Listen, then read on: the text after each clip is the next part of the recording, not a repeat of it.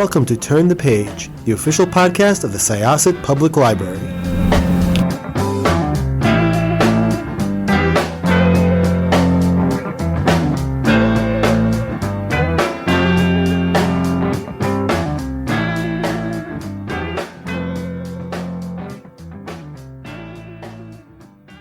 Hi, this is Syosset Library's Turn the Page podcast. I'm your host, Jessica, and I am here with one of our repeat guests who is quickly becoming a favorite author of mine, Leah Konen. Welcome.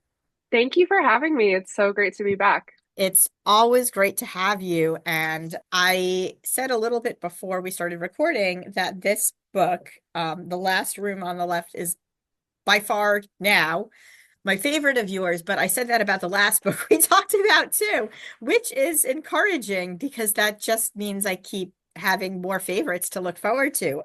I love to hear that. Thank you. So this book, the front of it called it like a feminist twist on The Shining. There was a blurb, Mhm. and I was like, oh, okay, it's a Leah Konen book. I know I'm going to like it. And then I was reading the plot. I'm like, oh, that's really interesting. And then I saw that and I was just like, okay, we're here for it. Let's do this.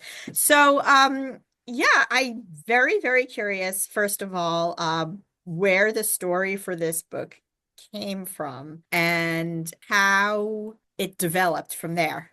Yeah, so first off, I'd say it's definitely not a retelling of The Shining. It's not trying to like be a modernization of it in any way at all.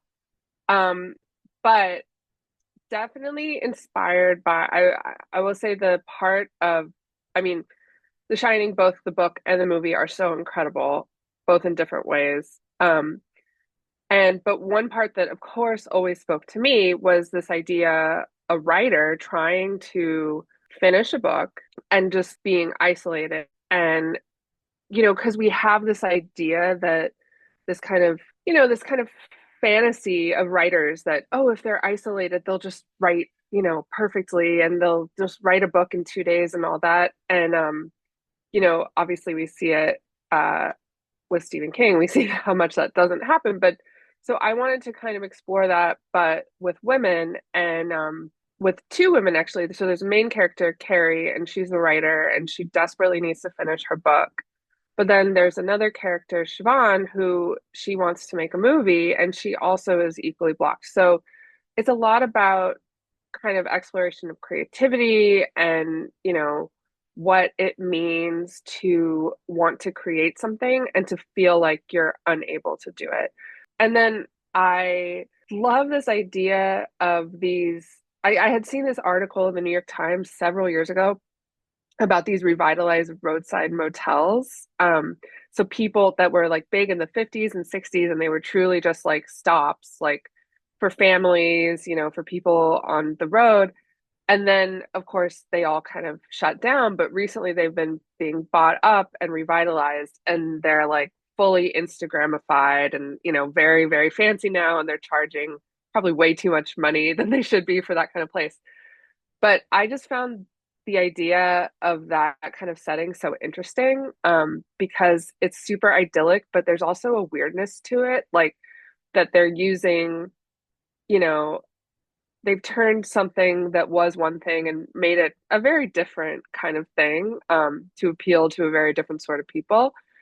And so I really wanted to set something kind of in the winter, in the snow, and at this motel. And so just pop a writer in a motel all by herself. Can she finish her book?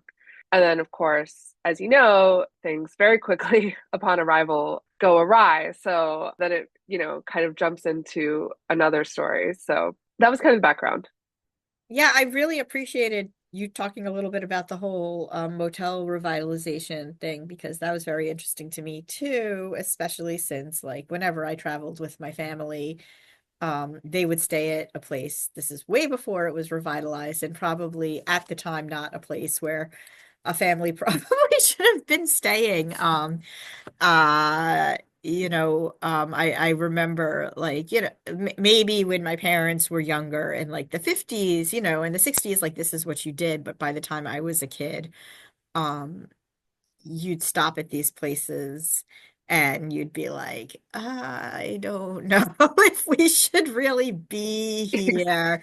The Right. smell alone, which now I know what that smell was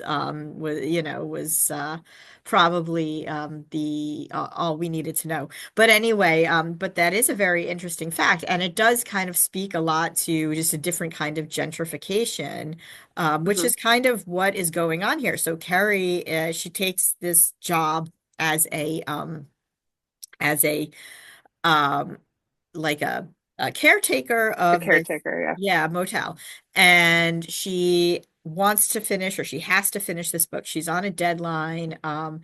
I thought it was really interesting. Like she got this book deal because she wrote a short story. What was it for the New Yorker that like rivaled Cat Person in popularity?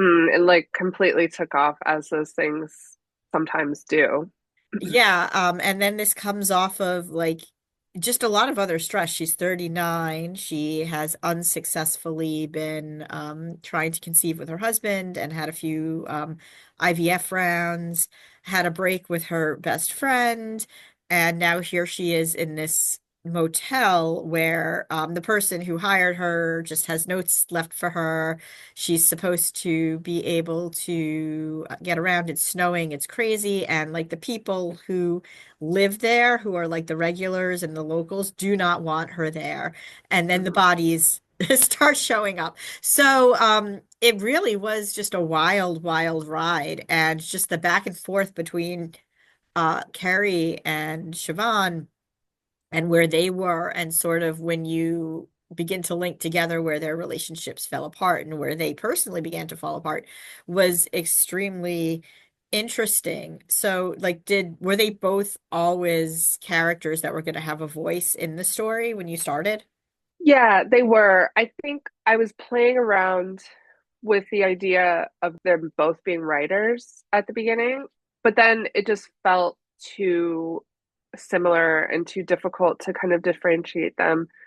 And, you know, what I started to think about is storytelling is not just writing. Storytelling is so many things, and visual storytelling is absolutely its own form that you struggle with the same sorts of creative slumps and, and difficulties and desires to kind of to be able to put what's important to you out there.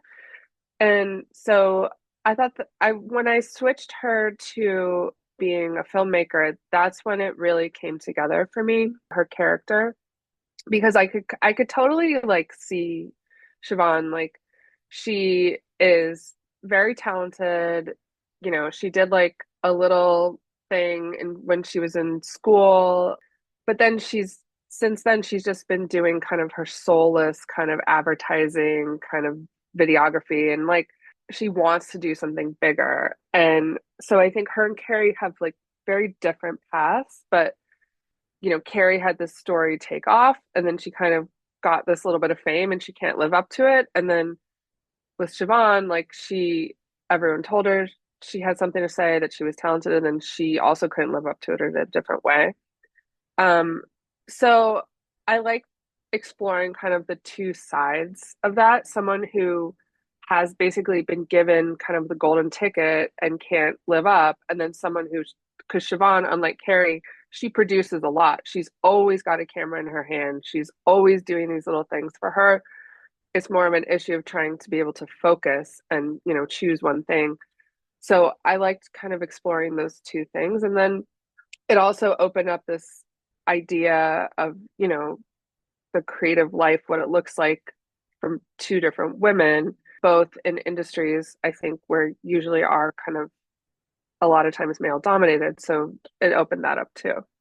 So we talked a little bit about this before we started recording, and I just want to chat about it with you here because as I mentioned, I really loved this book, and I'm a fan of horror and thriller, and I think that this was like, I mean, you played with it a bit in the past, and you do a lot of suspense. Like I remember, one of your books was kind of like a nod to strangers on the train, which, I think it's very interesting because like some people will consider that horror, but really, no, it's suspense. It's Hmm. really, it's psychological suspense, and it's a mystery at the core where I don't think a lot of people necessarily think of horror as that. But it is Hmm. too. It's just, Hmm. sometimes it's just a little bit more murdery or Hmm. or supernaturally, depending on what you prefer. But this book, I would say, almost felt like you were dipping your toe in that pool. And I agree with you. And I loved the fact that it wasn't a retelling of The Shining. It Hmm. really wasn't. It was its own thing. If somebody wants to do a retelling of The Shining, please feel free, but this was its own story, and it felt very grounded, which made it all the more scary when it started to become horrifying. So yeah, like, how is it kind of moving in that direction, and where do you feel the line is drawn, if there is one?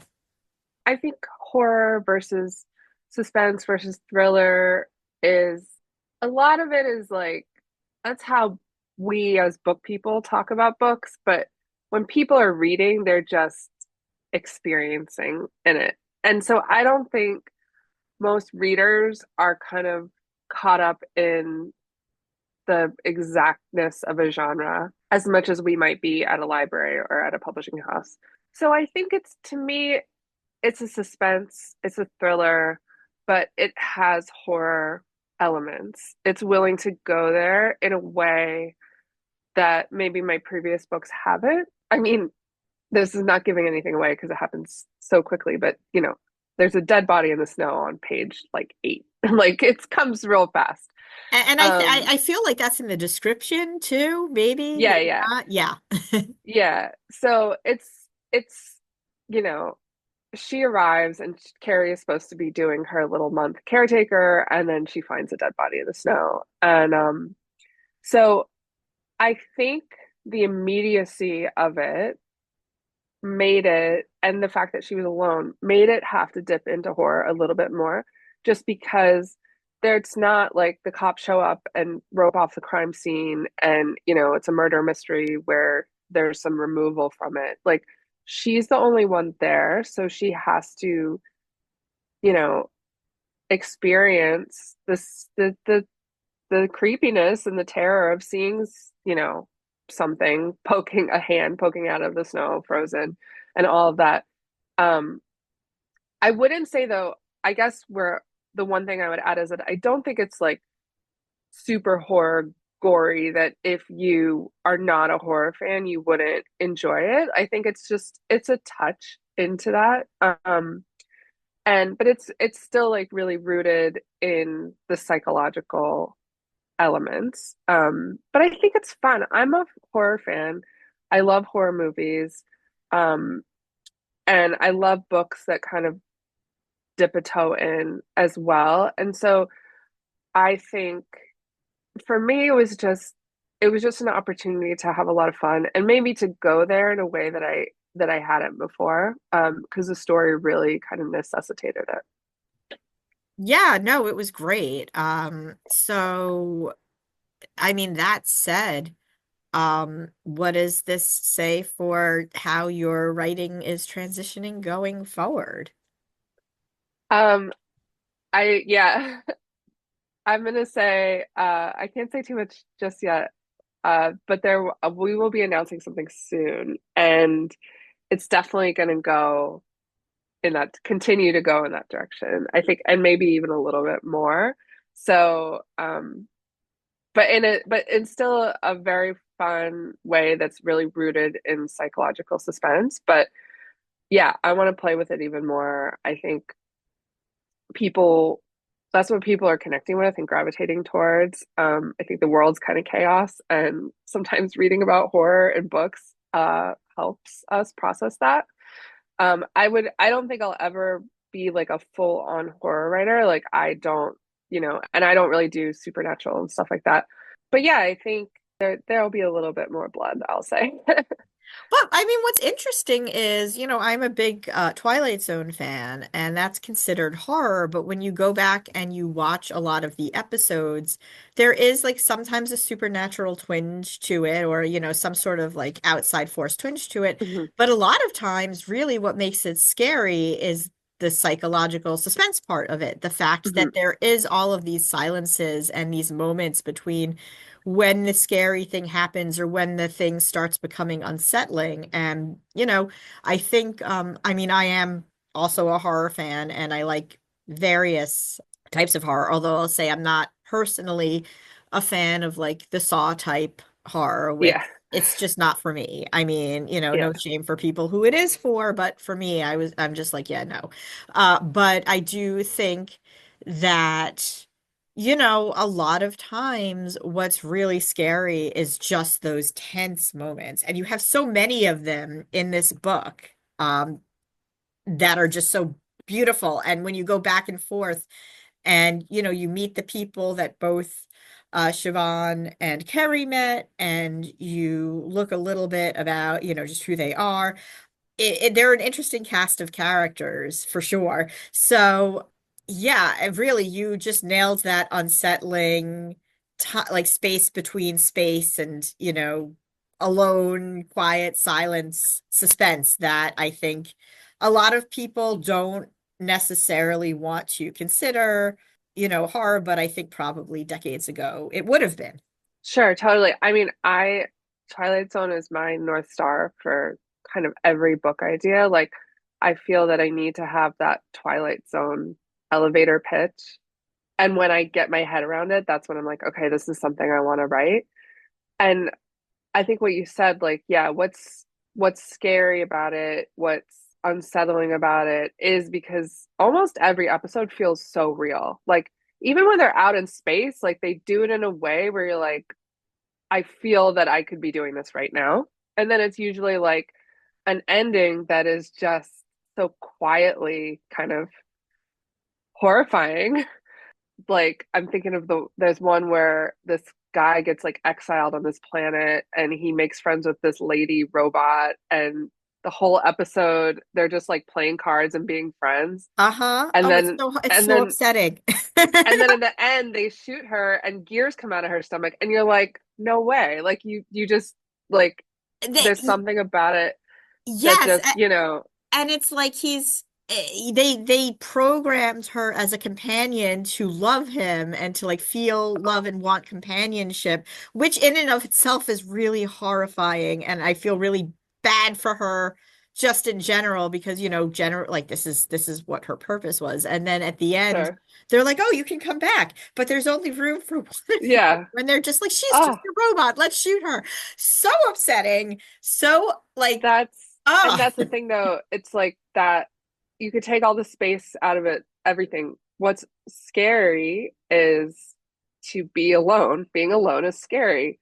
Loving someone and connecting with them and then not being able to, them not being really who you thought they were, like having to recognize that they're different than what you were projecting onto them is scary.